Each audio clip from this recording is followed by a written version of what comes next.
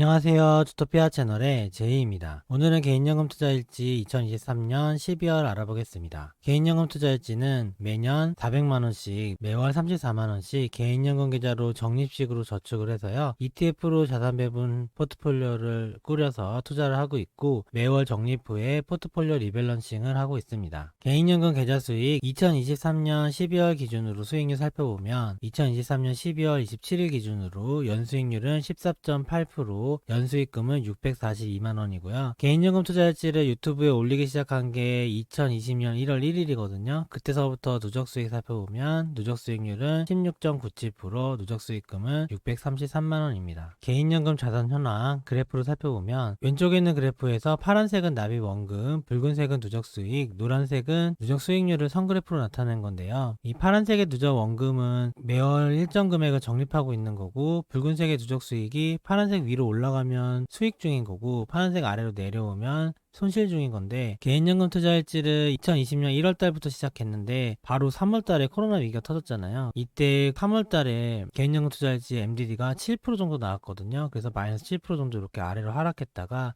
그 이후에 8월 정도에 양전을 시작해서 2021년에는 수익을 계속 누적했었고, 그리고 2022년에는 수익을 반납했다가 다시 한번 2023년서부터 수익을 쌓아가고 있고요. 특징적인 거는 운영하는 기간 동안 거의 손실나는 기간 없이 수익인 상태로 운영이 됐다는 거고, 2022년 말에도 손실이 거의 날 뻔했지만 어쨌든 손실 바로 직전에서 다시 반등을 했고, 2020년 코로나 위기는 시작한 지 얼마 되지도 않았는데 7%밖에 하락하지 않은 점이 그런 안정성이 장점인 것 같고요. 이때 지수만 해도 국내 미국 주식 거의 30-40%가 떨어진 시기였고, 아마 기억하시는 분들도 있을 거예요. 그거 대비해서는 안정적인 포트폴리오라고 생각하시면 될 것 같고, 2021년에는 수익률이 20% 정도까지 올라가다가 누적 수익률이 지금은 17%대까지 회복을 한 상황이고요. 아무래도 투자금 자체가 계속 늘다 보니까 2020년에 처음에 시작했을 때 개인연금 뭐 3천만 원밖에 안 됐는데 지금은 투자금이 5천만 원 넘어섰죠. 그러다 보니까 같은 수익률이라도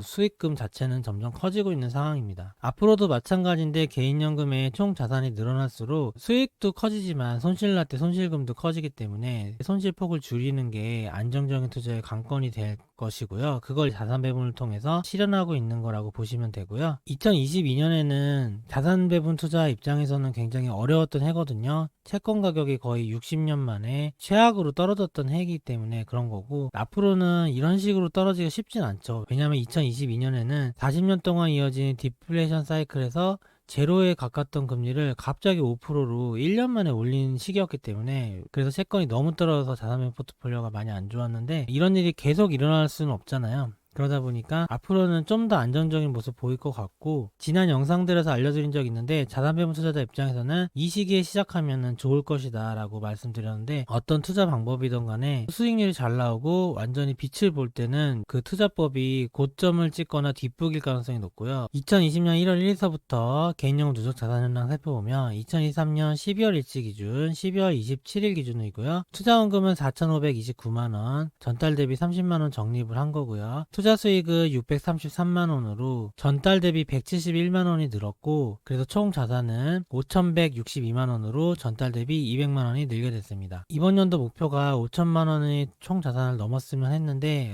넘어서 다행인 것 같고, 누적 수익률은 16.9%입니다. 개인연금 계좌 수익 2023년 12월 현재 평가에 5,162만원, 전달 대비 201만원 늘었고요. 2023년 연수익은 14.88%로 642만원 수익이 났고요. 2022년에는 개인연금을 자산배분 투자한 이후로 최초로 마이너스 수익이 난 해였는데 마이너스 13.37%였고 마이너스 600만원 손해. 2021년에는 플러스 13%로 플러스 485만원 수익이었고요. 코로나가 있던 2020년에는 플러스 3.5%, 112만원 수익, 그리고 2019년에는 플러스 11.7%, 79만원 수익이었습니다. 개인연금을 자산배분으로 투자하기 시작한 본격적인 해가 2019년서부터라 그때서부터 계속 데이터를 축적하고 있는데요. 그때서부터의 누적수익은 28.18%로 누적수익금은 912만원에 있었습니다. 포트폴리오 업그레이드는 위험자산은 이번 달에는 2% 낮췄어요. 그래서 31%, 안전자산 30% 유지고, 안전자산은 굉장히 오랫동안 유지하고 있는 것 같아요. 과거에 2021년 때 위험자산이 60%, 안전자산이 30% 이 정도였거든요. 근데 지금은 안전자산을 왜 많이 높이지 못했냐면 디플레이션 사이클에서 인플레이션 사이클로 바뀌면서 안전자산의 최대 맥시 자체가 낮춰졌어요. 그래서 지금은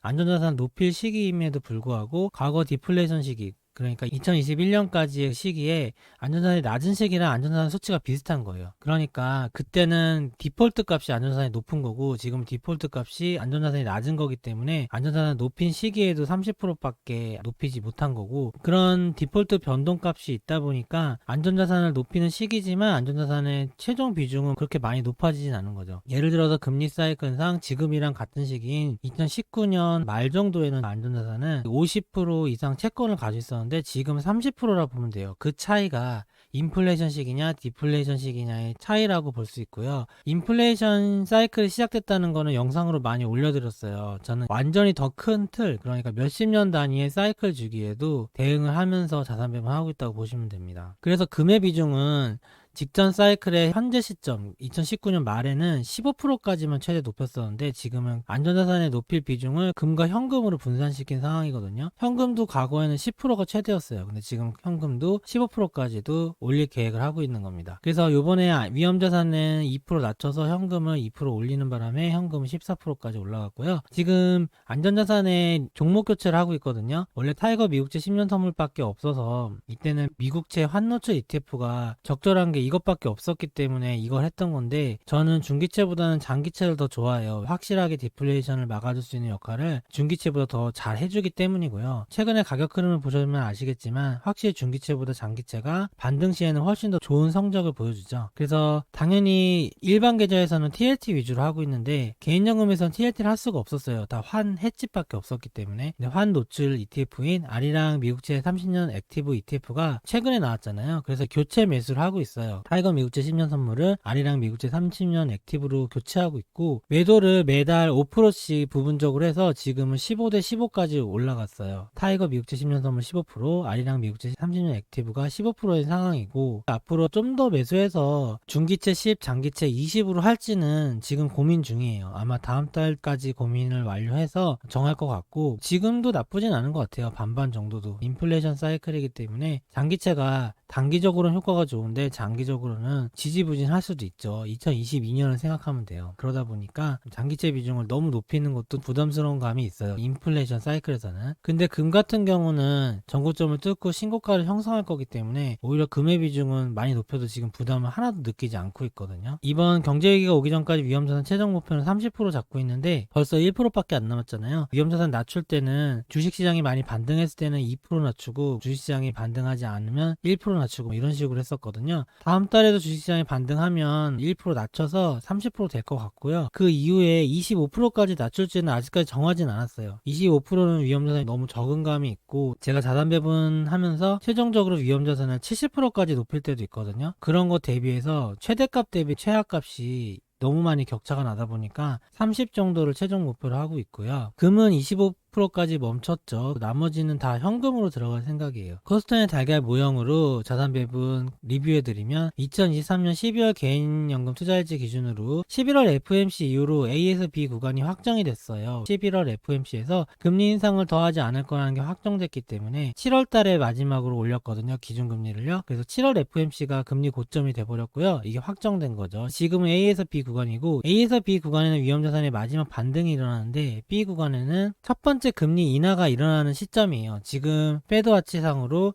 그리고 연준의 점도표나 이런 걸 봤을 때 3에서 5월 보고 있잖아요. 패드와치는 점점 더 앞당기고 있고, 현재 기준으로 3월에 기준금리 첫 번째 인하할 거라는 확률이 70%대 이상으로 올라갔거든요. 만약에 B가 3월이라면 3월 전후로 조정이 살짝 있었다가 A에서 B, C에는 A에서 B까지만 오르고 B에서 C까지 바로 떨어질 수도 있고, A에서 B까지 오르고 B에서 C는 더 많이 오르다 떨어질 수도 있는데, 더 많이 오르다 떨어진 게 저번 코로나 직전이에요. 그래서 코로나 직전에는 버블의 최고점 찍은 다음에 좀 더 반등하고 그 다음에 큰 하락을 했고요. 어떻게 될진 모르지만 어쨌든 첫 번째 고점에서는 약간의 조정이 있다. 그런 상황에서 현재 준비 중인 거고요. A에서 B 구간에는 위험자산이 반등하고 안전자산이 이제 저가에서 올라오잖아요. 안전자산의 저가는 이 A 부근이었죠. 이때 부근만 해도 TLT나 금 가격이 좋지 않았었죠. 지금은 계속 반등하고 있는 거고요. 미국채와 금의 반등은 추세적으로 이루어지는 거예요. 그리고 달러는 위험자산이 오르면서 일시적으로 하락하긴 했는데 앞으로 경제 위기에 다가갈수록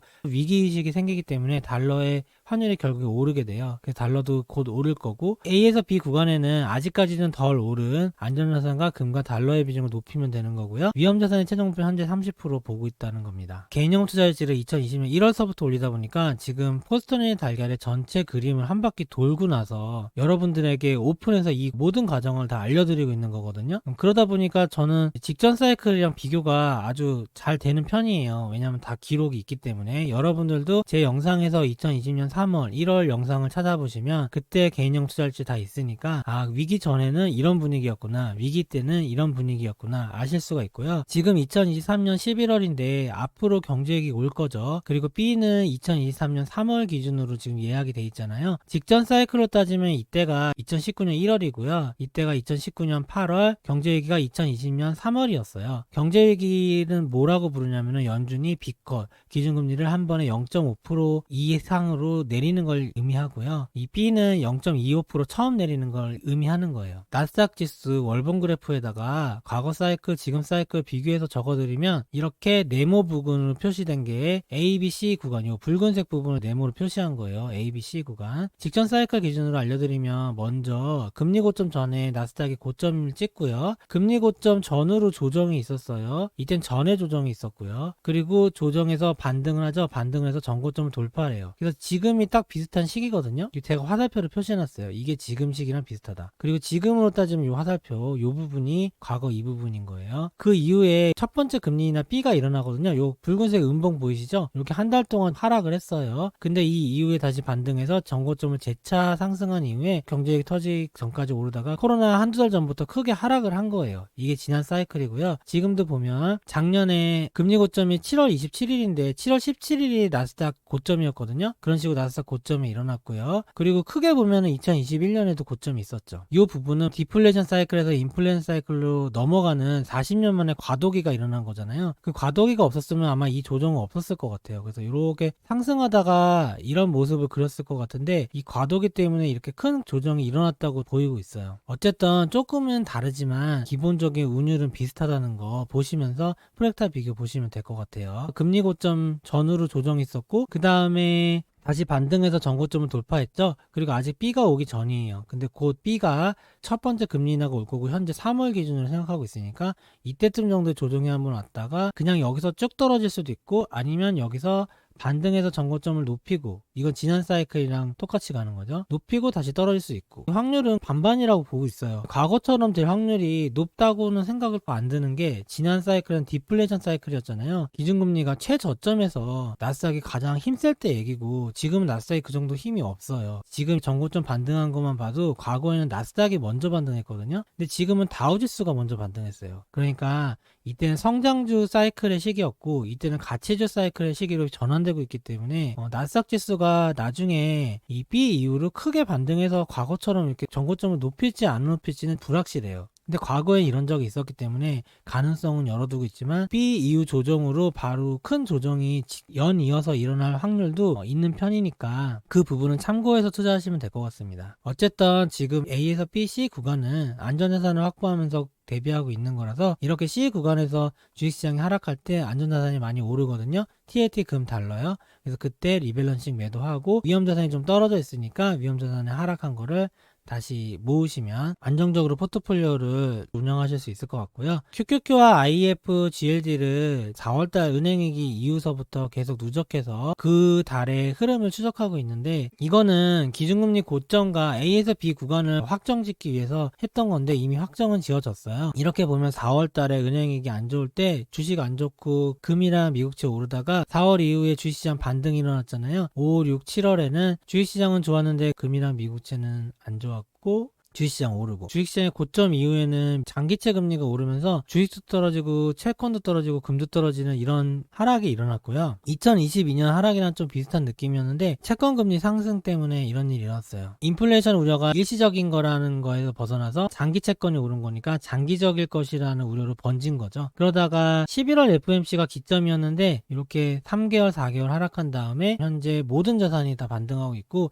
전에 말씀드린 것처럼 모든 자산이 반등하는 거는 A에서 B 구간의 거의 마지막 구간에 해당되는 거예요. 그래서 앞으로는 첫 번째 금리 인하 이후로 조정 이후 더 오를지 떨어질지 그런 갈림길에 서 있는 거기 때문에 이때는 위험자산은 익절을 잘해서 수익을 확정 짓고 다음 주기에서 좋을 자산들을 모으는 시기라고 볼 수 있어요. 과거 그래프에다가 이런 변곡점을 적어보면 6월 CPI가 이 상반기 상승장을 종료하는 변곡점이었고, 그 다음에 하락장이 일어났다가 현재 11월 FOMC 이후로 다시 상승장으로 전환되는 시점이라고 볼 수 있습니다. 이 A에서 B 구간을 확정 짓는 거 이렇게 4가지 알려드렸잖아요. 먼저 금리 고점 전에 나스닥 지수의 고점이 일어났고요. 이렇게 1번 나스닥 지수 고점, 2번 금리 고점. 그 다음에 미국 채화금이 저점에서 반등해야 되는데 이렇게 반등한 시기 적어놨어요. 10월 13일부터 금이 추세적으로 반등하기 시작했고 11월 2일서부터 미국채가 추세적으로 반등하기 시작했고요. 이 시점들을 제가 다 알려드렸던 것 같아요. 금리 고점에 대해서도 항상 영상에서 추적하면서 언급해드렸고, 미국 주식의 고점에 대해서도 그때 시기에 많이 알려드렸고, 그 다음에 금과 미국채의 저점에 대해서도 많이 알려드렸죠.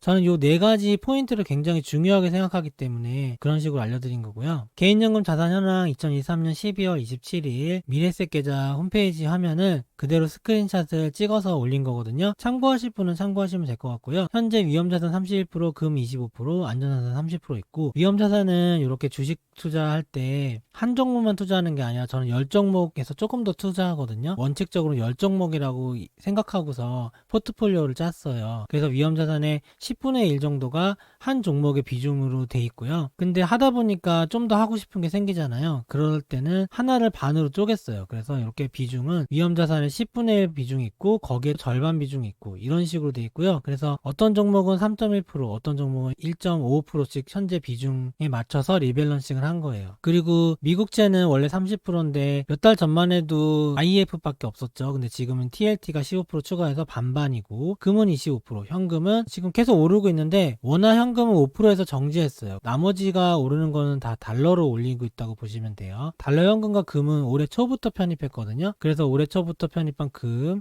25% 편입 다 마쳤고 현재 7.7% 수익 중이고, 달러 현금은 코덱스 미국 달러 선물로 하는데 3.89% 현재 수익 중이에요. 원래는 더 많이 수익이 났었는데 최근 달러가 좀 하락하기도 했고, 이번 달에 2%, 저번 달에 2% 이런 식으로 최근에 많이 올린 게 있어서 비중이 많이 늘어났기 때문에 거의 과거 대비 비중이 2배 정도 늘었거든요. 그래서 수익률은 좀 낮아졌지만 앞으로 상승을 기대하고서 이렇게 포지션을 늘렸다고 보시면 됩니다. 저는 포트폴리오에서 거의 모든 자산이 플러스인 채로 운영이 되거든요. 일반 계좌에서는 마이너스가 하나도 없어요. 근데 개인연금 계좌에서는 중국과 한국을 했는데 한국은 그나마 양전이 됐는데 중국은 타이나 CSI 300과 한생테크가 아직까지 마이너스 크고, 중국은 지금 경제위기 구간인 거 아닌가라고 생각될 정도로 굉장히 안 좋더라고요. 전체 자산에서 이렇게 중국은 G2긴 하지만 미국처럼 많이 늘리진 않았거든요. 미국 자산은 나스닥도 있죠. 나스닥 3.1%, 그 다음에 미국 가치주 ETF인데 모트라고 워렌 버핏 방식으로 투자하는 ETF예요. 에이스 미국 와이드목 가치주. 요게 3.1%. 이렇게 두 개만 해도 6%잖아요. 그리고 미국 리츠도 있어요. 미국 리츠도 거의 1.5%가 있으니까. 선진국 MSCI 월드도 여기 안에 거의 60%가 미국이거든요. S&P 500도 있네요. S&P 500도 3.1% 있으니까 10%가 넘을 것 같아요. 이런 식으로 미국의 비중은 높은데 중국 비중은 그에 맞춰서 높이지 않았어요. 옛날에 제가 포트폴리오 짤 때만 해도 중국이 G2라고 미국만큼 비중을 높이는 사람도 있었거든요. 심지어 미국반 중국반 투자하신 분들도 있어요. 근데 저는 중국은 아직까지 신흥국이고 공산주의, 그렇게까지 미국처럼 투자할 정도 아니라 생각했기 때문에 그냥 신흥국의 하나로서만 편입을 했는데 나머지 신흥국들보다는 조금 그래도 비중을 줬죠. 나머지 신흥국은 다 종목당 이렇게 라틴 1.5%, 인도 1.5% 이런 식으로 1.5% 비중인데 중국은 1.5% 두 개에서 3% 비중을 줬으니까 나머지 신흥국보다는 비중을 준 편이지만 국내 주식보다도 비중을 안 준 편으로, 국내 주식은 6%거든요. 타이거 200 3%, MSI 코리아 3%에서 6%니까 국내 절반 정도만 투자했기 때문에 큰 손해는 없지만 그래도 이렇게 개인연금 투자일지 볼 때마다 항상 마이너스라서 언제쯤 플러스가 되나 하고서 지켜보고 있습니다. 리밸런싱으로 저가 매수 고가 매도로 계속 하고 있기 때문에 이렇게 안 하시고 옛날에 물리시고 한 번도 보시지 않은 분들보다는 수익률은 아마 양호한 편일 거예요. 리밸런싱을 중간에 안 하셨으면 훨씬 손해가 컸을 것 같거든요. 그만큼 중국은 지금 현재 상황이 안 좋은 것 같아요. 근데 투자해보면 지금 이렇게 라틴이 45%잖아요. 라틴이 70%일 때도 있었어요. 근데 제가 처음 투자했을 때 2019년에는 완전 마이너스였거든요. 그때는 라틴이 거의 지금 중국 수준이었어요. 근데 결국에는 반등해서 항상 좋은 모습을 보여주더라고요. 일본도 옛날에 그랬었고요. 모든 자산들 전 세계적으로 돌고 돌기 때문에 중국도 언젠가는 플러스가 될 거예요. 그래서 아직까지 포트폴리오에서 배제하거나 그러진 않고 지속적으로 투자를 하고 있습니다. 2023년 12월 포트폴리오 리밸런싱 구체적으로 종목별로 이렇게 적어놨어요. 왼쪽에 있는 것은 위험자산, 오른쪽에 있는 거는 리츠, 그 다음에 안전자산 채권, 금, 달러 이런 식으로 적어놨고요. 구체적인 수량과 몇 주를 사고 팔았는지 이렇게 적어놨으니까 참고하실 분은 참고하시면 될 것 같고, 전체적인 흐름을 보면 위험자산 다 매도하고 리츠도 매도했네요. 그리고 안전자산은 조금 이익 실현하거나 그랬어야 되는데 이렇게 종목 교체하다 보니까 아직 안 보이고요. 그리고 금은 비중은 계속 일정하게 하고 있는데 산 거 보면 저번 달보다는 금의 가격이 높지 않았나 봐요. 그리고 코덱스 달러 선물은 원래 환율이 떨어져서 좀 더 샀어야 되는데 지금 비중까지 높이고 있어서 많이 사게 되었습니다. 특징적인 거를 보면 중국은 또 샀죠. 요번에 중국은 너무 지수가 하락을 해서 이렇게 비중을 낮추고 있는데도 저가 매수 하게 돼버린 거예요. 만약에 다음 달에 중국 주식이 좀 오르면 다시 한번 매도를 할 수도 있겠죠. 그래서 이번 달에 매수한 금액은 373만원, 매도 금액은 367만원이고요. 지금 아마 이 종목 교체만 해도 200만원 넘을 거예요. 종목 교체가 아니었으면 거의 100만원 정도 아마 매수 매도한 것 같은데, 제가 해보면은 4천만원 기준으로 100만원 정도씩 매도 매도한 것 같으니까 정상적으로 종목 교체 없이 리밸런싱 하면 전체 자산의 0.5% 정도 매도할까 말까예요. 회전율이라고 하잖아요. 우리가 주식을 사고 파는 회전율. 그게 종목 교체 없이는 거의 0.5% 정도다. 한 달에 조금씩 리밸런싱 하는 거고요. 이번 달에 판 금액 367만원에서 이득 난 게 21만원이고, 그 다음에 그걸 따지니까 수익률이 6.2%였다는 거고, 지금 요 미국채 10년 선물이 약간 손해난 상태에서 계속 팔고 있거든요. 그리고 굉장히 많이 팔았잖아요. 전체 매도 금액에서. 그래서 이 수익이 줄어들어서 표시가 된 건데요. 주식에서 수익이 났던 걸 지금 채권에서 조금 까먹어서 전체로 합치면 20만원 정도 요번 리밸런싱에서 수익이 난 것 같습니다. 오늘 영상은 이만 마치겠습니다. 좋아요와 구독 부탁드립니다. 감사합니다.